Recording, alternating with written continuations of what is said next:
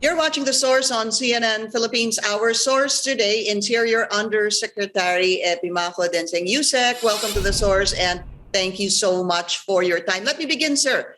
Sigurado na ho bang mai-implement si alert level and kailan po? Is it going to be on Wednesday or is it going to be on Thursday or even Friday?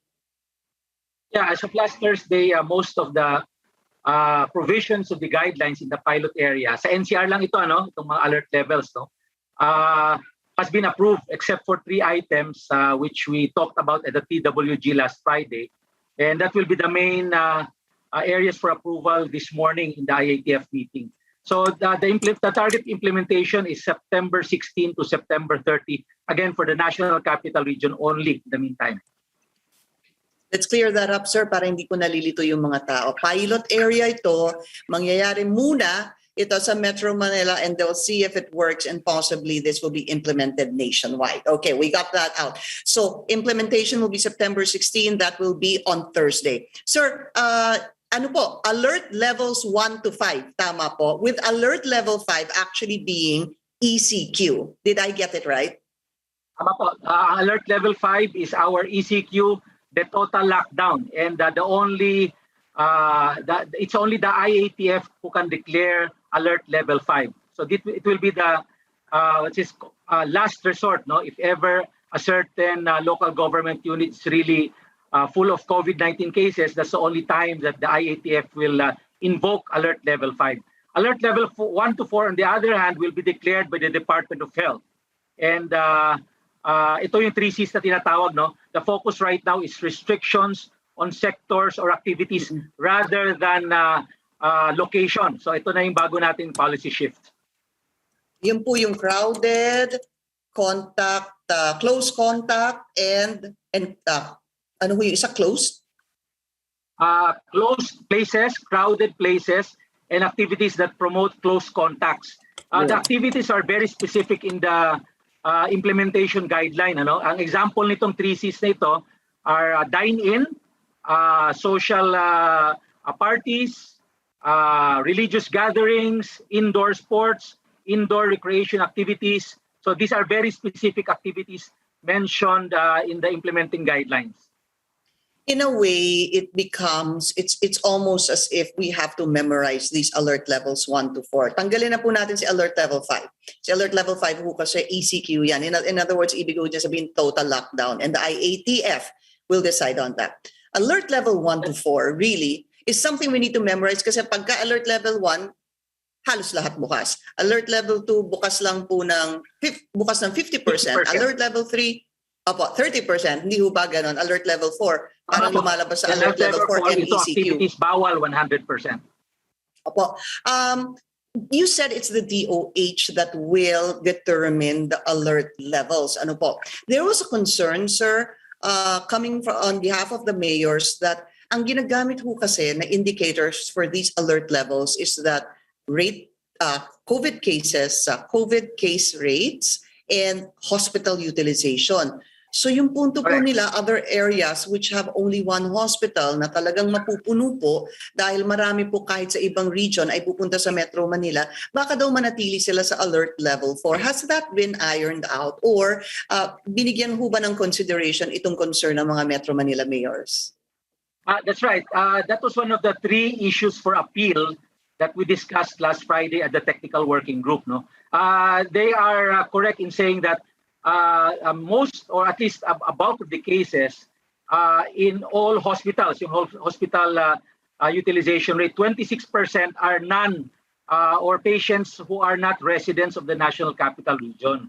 So that's a subject of discussion last Friday, and we have already made our recommendation. We will make our recommendation today. And they're right. During our discussions with the mayors, it's possible that it can happen. However, there came also a point in time that despite the fact that the hospitals were NCR residents and outside of the National Capital Region, bumabayan to less than 50% on a NCR-wide. So kaya talagang gawin. Kaya namang gawin less than 70% or even reaching a low risk capacity of the whole hospital care utilization rate.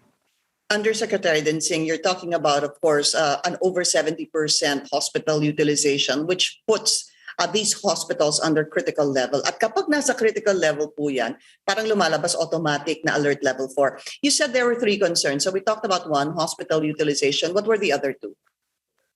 Well, the other 2 are, one is there was a proposal to create vaccine bubbles. No, this was the proposal coming from the Trade and Commerce Group, our economic managers, if we can already allow a vaccine bubble. And there was a bit of an opposition from the health sector because, again, even if you are vaccinated, there's a possibility that you can still be a carrier. So that was a subject of discussion. And the other one is whether or not to allow al fresco or outdoor dining services, even in Alert 4, even for a certain percentage. So those were the 3 issues. See. Can you tell us the resolution or the recommendation? Number 1 on the hospital utilization. Kasi sabi niyo may punto po yung mga mayors eh. So ang recommendation niyo po ano? In other words, you support the mayor's concerns na wag naman natin gamitin lang hospital utilization dahil it becomes a little inaccurate in the discussion, or unfair? In the discussions, I was supportive, but again, for purposes of disclosing our recommendation, maybe I don't want to preempt it yet, Pink. We'll have to discuss it today. Okay. Pero today okay, so at least yun yung 3 concerns and today pa rin po i-discuss yan. All right, there's still a lot to talk about Undersecretary Densing, but we need to take a very short break. The Source will be right back.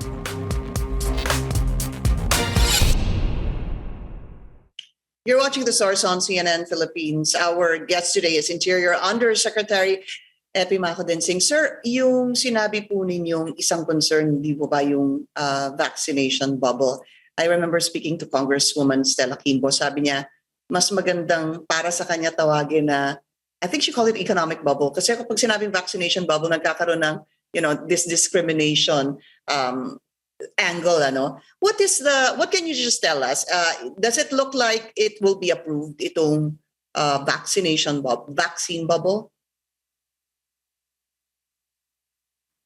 Sir, you're on mute. Yeah. At the National Capital Region, we're looking already at that possibility. No? Now, when it will be implemented is something that the IATF may have to decide. It can implement it either starting September 16 or at a later date. But that's something that will happen at least initially in the NCR, because if you look at the vaccine statistics at the National Capital Region, close to 60% have been fully vaccinated vis-a-vis the total target population, and close to 90% has been vaccinated at least by first dose. So we can already implement that if you want to. But again, it's really we really are dependent on the appreciation of the members of the IATF with regard to this matter. Ang opinion kasi ng Department of Justice, pag hindi ka pa nakakapagbigay ng tamang pagbabakuna or at least opportunity for everybody to get vaccinated, hindi pwede.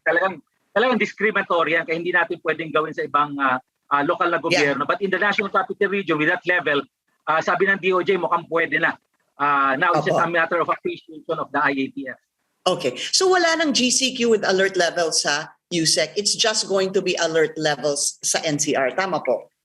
Tama po. So, burahin na po natin yung concept ng mga CQs. Tanggalin na natin yan. Opo, tabi na po natin yan. Tanggalin natin sa Metro Manila but in other regions, tuloy pa rin yan. We need to talk about briefly, sir, the granular lockdowns. Paano mo i-announce ng mga LGU yung granular lockdowns? Is it going to be by surprise? Or residents must be informed in advance? Paano ho kayang implementation nito? Well, the process is, because this is a major policy shift. So all granular lockdowns which we have been implementing since the previous year, in-standardize na natin. So one there is all granular lockdowns before it will be declared by the local chief executives, by the mayor for that matter. There should be a recommendation from the local health office. So hindi lang to basta to have a clear justification that it's justified and that it's a political decision to lock down a certain granular area. So kailangan may recommendation. So to some extent, there's a leeway of notice to the area which will be locked down. And we will leave it to the local government unit as long as may leeway. For example, kung magla-lockdown, kung merong let's say 12-hour notice, they may be able to allow one member of the family to go out to buy their household necessities. Kung wala namang kailangan ganyan, pwede nang i-lockdown kagad. Anyway, 50% of the food pack requirement of that local government unit will be shouldered by the national government. So it's not purely an LGU concern anymore. Hati nga daw po. Usec, please clarify. Are you saying that, I know you're saying it's up to the LGU, ano po, pero are you telling us na posibleng mag-lockdown ura-urada suddenly na lockdown na po kami, hindi na kami makakalabas? Yeah, it's possible. Kung maraming clustered infections, it can be locked down immediately. Pero the beauty of this is it's flexible. So after an area, let's say one street of 10 houses will be locked down, pagpalagay natin, pag nagkaroon ng testing, ng active case finding, they found out later on that 4 houses of that 10 are really not affected. So the granular area will be scaled down to a smaller level. So meron tayong ganong flexibility. Sorry, Usec, how can you do that on near testing after, let's say, 10 houses ang nilockdown nyo? 2 house positive. Sabihin natin yung 8 hindi positive, pero kasi tinest. But testing should be done at a certain time wherein accuracy is vital. So ibig sabihin, kung mag-test po kayo nung bukas, pero mababa pa po yung viral load ng tao, tas dahil negative, palalabasin nyo? Is that wise? Hindi naman palalabasin. No? Scale down. Kaya nga, meron tang active case finding. This granular lockdowns is different because automatically when an area is locked down, merong active case finding kasama ang testing. And because these are high-risk areas, even in the absence of an RT-PCR, no, rapid antigen test kits may be used. So ang titingnan natin dyan, yung mga positive and of course the close contacts. So pagpalagay nga natin doon sa 10, nakita natin yung 2 bahay, katabi lang siya or somewhere in the middle of 6 houses. The 4, which is very far away from the 6, can be closed out. I mean, can be farmed out so that only the 6 houses will be under granular lockdown. Okay. Kasi you're under the impression na negative sila at hindi sila close contact nung 2 nag-positive na bahay. Correct. I see. Quick question, sir. Sabi niyo, don't worry, meron pong pagkain. Meron ho bang ayuda sa mga ma-lockdown na pera? Well, ang decision po is really food pack, no? Before kasi puro LGU lang yan eh. So ngayon kasama si national government because this is a national strategy right now. Aside from the food packs, national government will provide logistics, PPEs, pero unfortunately wala ho tayong financial assistance but simply food packs for 14 days. Okay. Interior Undersecretary Epimaco Densing. Sir, last question, lalabas po yan today sigurado, yung guidelines? Pagdidesisyon na ngayong umaga. Now, when it will be announced, most probably in the afternoon. Okay. Interior Undersecretary Epimaco Densing. Sir, thank you so much for your time. Thank you. Good morning. Thank you for joining us here on The Source. I'm Pinky Webb. You're watching CNN Philippines.